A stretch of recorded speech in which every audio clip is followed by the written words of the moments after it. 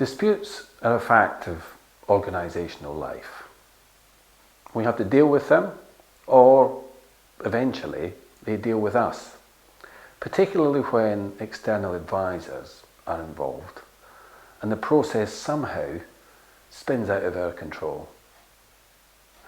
We like to believe that disputes will resolve themselves, possibly through some peculiar form of osmosis that none of us really recognise.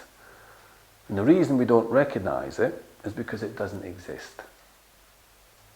I'd like to talk about how we might use mediation to resolve disputes. I'd also like to reflect on the fact that disputes have a certain architecture or shape, namely a series of spikes over a short period of time which cumulatively serve to amplify and multiply the original dispute. I'll use an employment dispute as an example, but recognising that the architecture of other disputes is more or less the same. Typically, in employment, disputes flow from a number of common sources: remuneration, bonuses, career development, grading, and related concerns around diversity, and increasingly so. The first spike, the first one, the small one, tends to be a difficult discussion that's not had. So, for example, you are not ready for promotion, but this is what we're going to do together to get you ready for promotion. I've dealt with any number of cases over the past period where difficult discussions have not been addressed and have been inflamed over time, in part through the poisonous matrix of emails and text messages, but also because of our natural desire to avoid conflict. But what then happens, particularly with regards to differences across national borders, with regards to religion, and with regards to gender, is that a dispute escalates very quickly. This then escalates towards further spikes: anger, frustration, a grievance which is unsuccessful, an appeal which is unsuccessful, potentially litigation, and thereafter. The emotional trajectory experienced by the individual has more or less the same shape, regardless of result. Frustration, anger, a sense of political campaigning in search of justice, frustration as timescales drag and advisors' fees increase, possibly some jubilation if they win, and then after a period of time, a sense that it just wasn't worth it. The emotional trajectory for the employer is slightly different, but has some interesting similarities in terms of the absolute amount of time it takes, the cost in respect of advisors' fees, and ultimately reputational damage if the case goes into the public domain. My view is that with mediation, used at an appropriate stage, both those trajectories can be shortened, and positively so. If we think about the spikes in terms of us running a car manufacturing company, if we saw this taking place whilst producing cars, knowing that the cars would go off the road when they exited the production line, then we would resolve those spikes very swiftly and very carefully.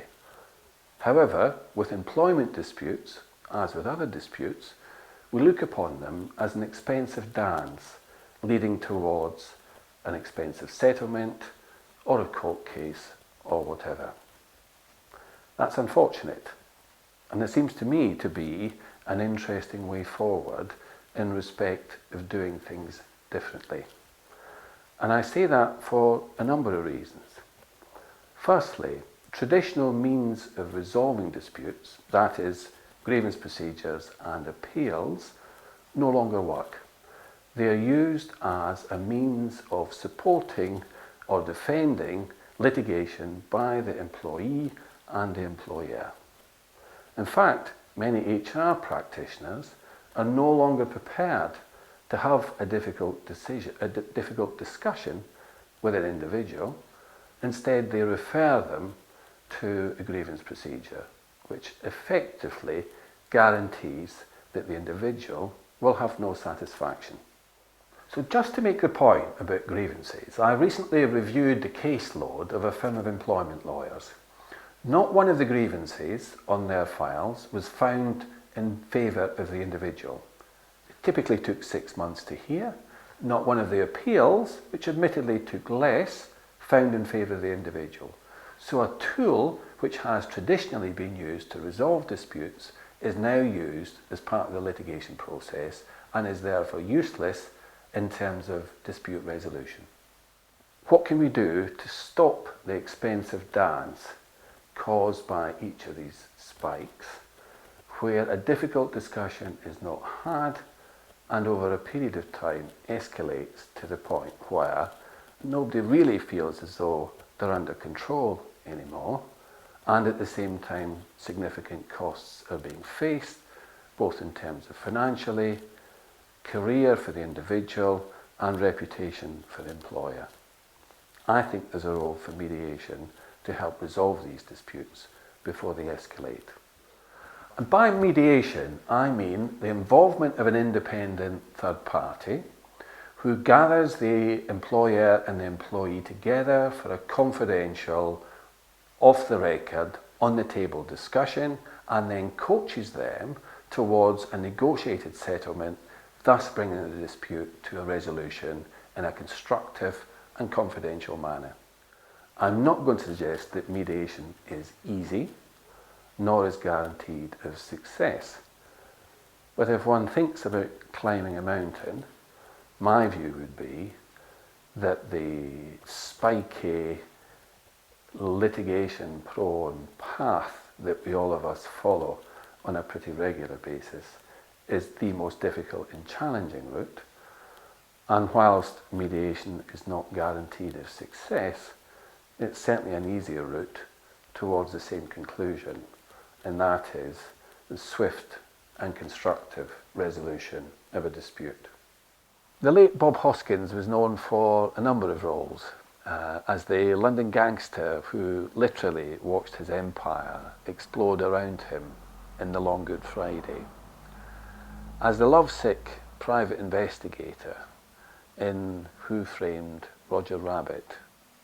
And for me, I particularly like a line that he took and applied in a television advert, where he reminded us it's good to talk. His advice in respect to resolving disputes is as relevant as it was then in terms of encouraging families to be in touch by telephone.